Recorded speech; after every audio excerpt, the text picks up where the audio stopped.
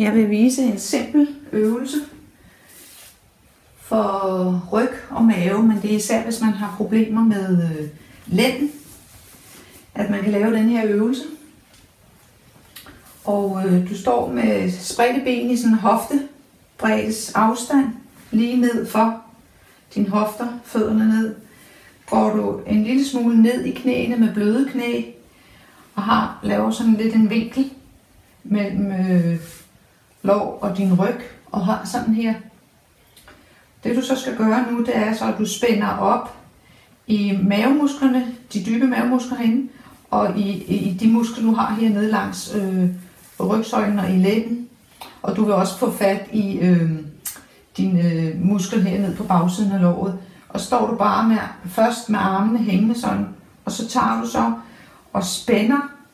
Det er ikke så nemt at se, men det gør jeg nu. Spænder her rundt om korsettet, og har også et spænd ned langs her. Og så slapper jeg af igen og spænder. Og må også godt lave et knib i bækkenbundet samtidig med. Så det er sådan virkelig flere muskler, du har fat i. Og slapper af og spænder. Og det er virkelig, du har fat i hele korsettet ned langs her og også i bækkenbundet. Og slapper af. Den tager du 10 af, hvor du bare har armene ned her. Når du har taget de 10, så tager du først den ene arm op, højre eller venstre, og har den deroppe, hele tiden holder den op, og så laver du fuldstændig samme knib, hvor du har fat i hele muskulaturen rundt om korsettet, i bækkenbundet og lidt ned af baglårene, og slapper af, og holder, og bruger også vejrtrækningen.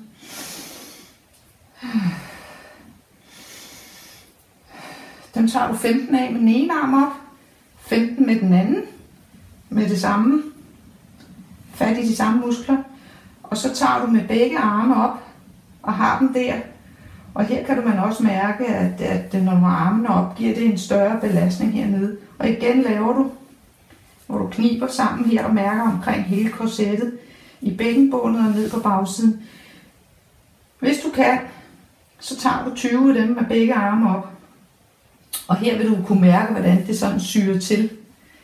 Og når du har lavet det, så laver du sådan en, hvor du falder helt ned, stadigvæk med bløde knæ, med et buk i knæene. Og så er du helt afslappet i overkroppen, og armene hænger bare og dingler. Og så laver du med dine fødder sådan et vræk fra side til side, så du sådan får muligheden for at slappe helt af i de muskler, du så lige har haft brugt.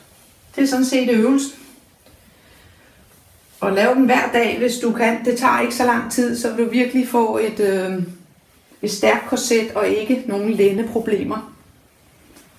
God fornøjelse.